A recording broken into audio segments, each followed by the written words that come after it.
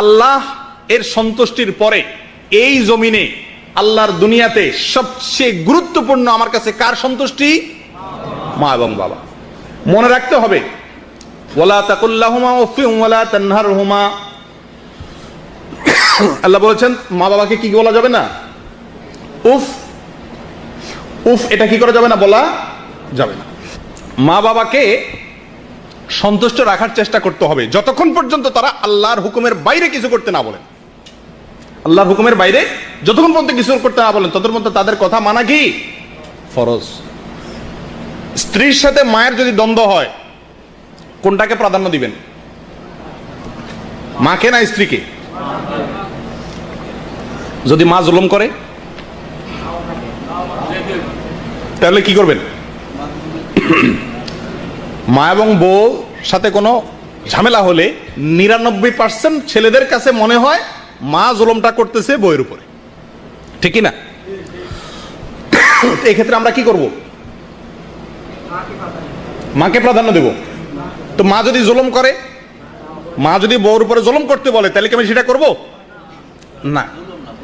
মা যদি বলে বাবা তোরে বরে ফিডা, তার জন্য আর কিছু দিবি না, তো মার সেই নির্দেশ কি করা যাবে না? মানা যাবে না। কিন্তু মায়ের সাথে ব্যবহার খারাপ করা যাবে না। মা যদি অন্যায় করতে বলে তাহলে সে অন্যায় কাজটা করবেন না, কিন্তু মায়ের সাথে কথা বলতে হবে কিভাবে? নম্রভাবে, যে মা এটা আমি করতে পারতেছি না। আর যদি কিছু না বলতে পারেন, চুপচাপ থাকেন, ব্যবহার খারাপ করতে যাবেন না। প্রিয় দিনী ভাইরা, রাসূলুল্লাহ সাল্লাল্লাহু আলাইহি ওয়াসাল্লাম বলেছেন, রিদার রব ফি রিদাল ওয়ালিদাইন ওয়া সাখাতুর রব ফি সাখাতিল ওয়ালিদাইন।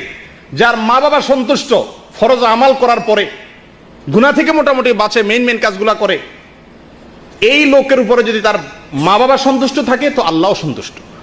আর যদি কারোর প্রতি তার মা বাবা অসন্তুষ্ট, তো আমল করুক না কেন, আল্লাহ তার উপরে কিনা সন্তুষ্ট না।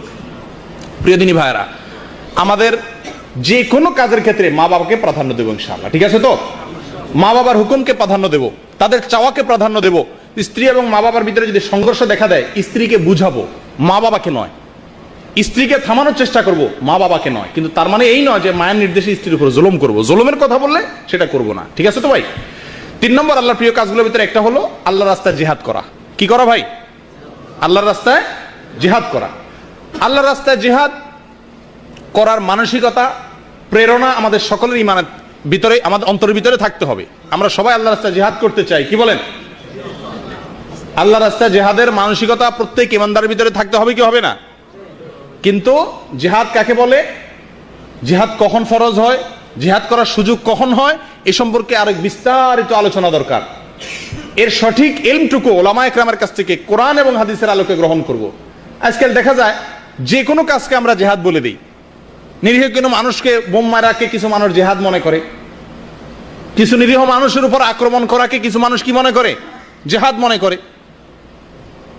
ওই যে এখন আন্তর্জাতিক একটা বাইরে হয়েছে IS, এদের যে কার্যক্রম, এটাকে অনেক মুসলমান কি মনে করে? জিহাদ মনে করে। জিহাদ কখন ফরজ হয়, কি কি শর্তে ফরজ হয়, কখন ওই জিহাদে আমাকে শামিল হওয়া ফরজ হয়ে যায় আমার উপরে, এটার জন্য আলাদা বিধিবিধান আমাদেরকে জানতে হবে। তবে মৌলিকভাবে মোটের উপরে ইমানদারের অন্তরে জিহাদের প্রেরণা থাকতে হবে। রাসূলুল্লাহ সাল্লাল্লাহু আলাইহি সাল্লাম বলেছেন, ওয়াদিতু আন উকাতিলা ফি সাবিলিল্লাহ সুম্মা উহইয়া সুম্মা ফাউক্তাল সুম্মা উহইয়া সুম্মা উক্তাল সুম্মা উহইয়া সুম্মা উক্তাল। আমার মনে চায়, আমার অন্তরে ইচ্ছা আছে যে আল্লাহর রাস্তায় জিহাদ করে আমি শহীদ হয়ে যাব। এরপর আল্লাহ যদি আমাকে আবার জীবিত করতেন, আমি আবার শহীদ হইতাম, আবার জীবিত করলে আবার শহীদ হতে চাইতাম। তাহলে আল্লাহর দ্বীনের জন্য জীবন বিলীন করার মানসিকতা অন্তরের ভিতরে লালন করতে হবে, ঠিক আছে তো ভাই? এটা হলো জিহাদ, এটা আল্লাহ তাআলার কাছে প্রিয়। তৃতীয়ত, আল্লাহ তাআলার কাছে প্রিয় আমলের তালিকাতে আরেকটি আমল আছে, সহিহ বুখারী এবং মুসলিমে আসছে। রাসূলুল্লাহ সাল্লাল্লাহু আলাইহি ওয়াসাল্লাম বলেছেন, আহাব্বুল আমালি ইলাল্লাহি আদওয়ামুহা ওয়া ইনকাল। আল্লাহ তাআলার কাছে সবচেয়ে প্রিয় আমল ওই আমলটি, যে আমলটি বান্দা কন্টিনিউ করে, যে আমলটা বান্দা কি করে, যদিও সেটা কম হয়, সে আমলটা পরিমাণে যদি ছোটও হয় কিন্তু সব সময় করে, এরকম আমল আল্লাহর কাছে কি বেশি প্রিয়। যে কোনো আমলে আল্লাহর কাছে প্রিয়, কিন্তু বেশি প্রিয় কোন আমলটা? যে আমলটা বান্দা নিয়মিত করে। আজকে একদিন মাশাআল্লাহ মসজিদ ভর্তি হয়ে গেছেন, সবাই আসছেন, এটা আল্লাহর কাছে প্রিয়। এটা আল্লাহর কাছে কি? কিন্তু আল্লাহ সবচেয়ে প্রিয়। আপনি যদি আল্লাহকে ভালোবাসেন সবচেয়ে বেশি, ইমানদার, এই জন্য সবচেয়ে বেশি আল্লাহ পছন্দের কি জিনিস সেটা তো জানতে হবে। আল্লাহর কাছে সবচেয়ে প্রিয় হলো এই মজলিসের ভিতরে ওই সমস্ত লোকেরা যারা শুধু আজকের এই মাসিক প্রোগ্রামে না, সাপ্তাহিক দর্শেও আসে, বসে এবং সবসময় বসার চেষ্টা করেন, শুধু মাসে বা সিজনে না। তারা হলেন আল্লাহর কাছে অধিক প্রিয়। মনে থাকবে তো ইনশাআল্লাহ? তাহলে যারা এতদিন নিয়মিত বসেন না তাদের কি হবে? তারা আল্লাহর অপ্রিয়, তো তার এক মুসিবত হয়ে গেল। যারা সবসময় সাপ্তাহিক দর্শে বসেন না, তাহলে এই হাদিসের আলোকে তারা নিয়মিত আমল করেন না, এই যে এক মাস পরে একবার করলেন, তাহলে তাদের কি হবে? কি বলেন, কি করা যায়? এই লোকগুলোর রক্ষা করা যায় কিভাবে? কোনো বুদ্ধি আছে? কি আছে? জি মাশাআল্লাহ, এই তো এটাই যে সমাধান, যে আজকে থেকে নিয়ত করা যে দিনই কাজে অল্প সময় হলো আমি দেব। আমার 1 ঘন্টা বসার সময় হয় না, ঠিক আছে 5 মিনিট বসবো, 10 মিনিট বসবো, একটা কথা শুনবো, হাজিরা দেব। এটুকু করা যায় কি যায় না? আল্লাহর কাছে সবচেয়ে প্রিয় আমল এর মধ্যে থেকে একটা হলো যে আমলটা বান্দা কন্টিনিউ করে। একসাথে 10,000 টাকা দিয়ে দিলেন আল্লাহর রাস্তা, এটা আল্লাহর কাছে প্রিয়। কিন্তু তার চাইতে প্রিয় হলো সব সময় আপনি কি করেন? অল্প বেশ করে আল্লাহর রাস্তায় দান করেন। কথা বুঝে আসছে ভাই?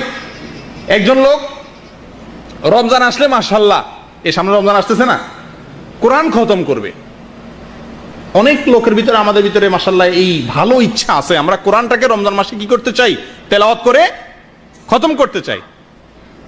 রমজান মাসে কোরআনকে কি করি? আমরা তেলাওয়াত করে শেষ করতে চাই, যে পুরা কোরআন আমরা রমজানে তেলাওয়াত করব। বেশিরভাগ লোকের ভিতরে এই প্রেরণাটা আছে না আমাদের দেশে, আলহামদুলিল্লাহ। এটা ভালো, এই প্রেরণাটা কি ভালো। তো এর চাইতে ভালো প্রেরণা হলো কি? খতম আমি রমজানে করতে পারবো না ভাই, তবে রমজান এবং রমজানের বাইরে সব সময় 10 আয়াত করে হলেও পড়ব। একেবারে এক রমজানে 30 পারা পড়লাম আর 11 মাসে 1 পারাও পড়লাম না, হয় না? হয় না এরকম? এটা আল্লাহর কাছে প্রিয় হলেও অধিক প্রিয় না।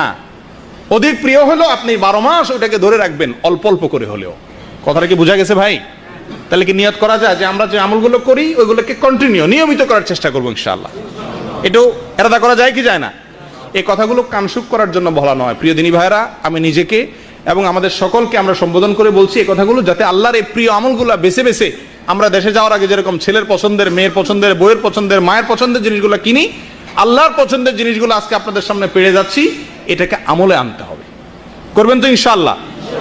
এবার সাপ্তাহিক দর্শে কতজন মানুষ হয় দেখা যাবে, তাহলে ইনশাআল্লাহর মর্ম তখন বোঝা যাবে ইনশাআল্লাহ। জি, চতুর্থত যে হাদিসটি বলতে চাই সেটা হলো আল্লাহর প্রিয় আমলগুলোর মধ্যে থেকে একটা হলো অধিক হারে জিকির করা। অধিক পরিমাণে কি করা ভাই?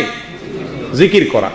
এক্ষেত্রে তাবরানির একটি হাদিস আসছে, রাসূলুল্লাহ সাল্লাল্লাহু আলাইহি সাল্লাম বলেছেন, আহাব্বুল আমালি ইলাল্লাহি আন তামুতা ওয়া লিসানুকা রাতাবুম মিন যিকরিল্লাহ। আল্লাহর কাছে সবচেয়ে প্রিয় আমল হলো এই যে তুমি যখন মৃত্যুবরণ করবে তখনও তোমার ঠোঁট তাজা থাকবে আল্লাহর জিকিরে। তোমার ঠোঁট তাজা থাকবে আল্লাহর জিকিরে। সুবহানাল্লাহ, কঠিন কাজ। এটা কিভাবে সম্ভব? দুনিয়াতে জিকির করা সম্ভব, কিন্তু মরার সময় আমার ঠোঁট তাজা থাকবে জিকির করতে, এই গ্যারান্টি আমি কিভাবে দেব? কি ভাই, এই আমলটা কেমনে করা যায়? এটা বুদ্ধি দেন।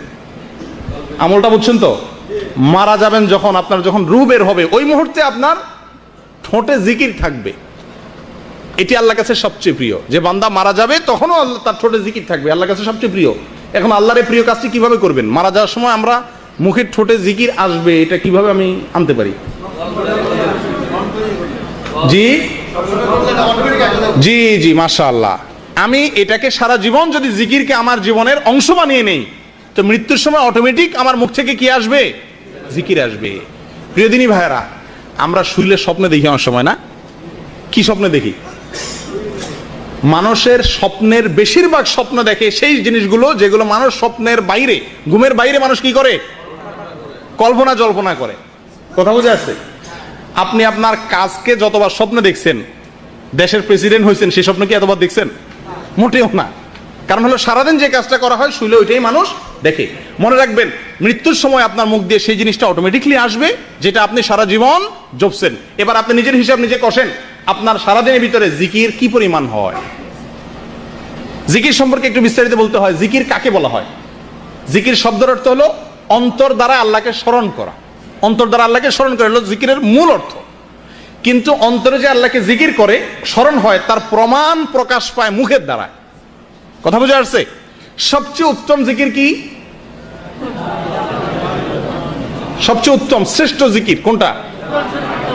এক হাদিসে আসছে কোরআন তেলাওয়াতের কথা, অন্য হাদিসে আসছে লা ইলাহা ইল্লাল্লাহর কথা। এগুলো সবগুলাই উত্তম জিকির। আর আল্লাহ তাআলার প্রিয় আরো কিছু জিকির আছে যেগুলো আমাদের সামনে আলোচনা আসবে ইনশাআল্লাহ। তাহলে জিকির আমরা করব সবসময়, ঠিক আছে তো ইনশাআল্লাহ।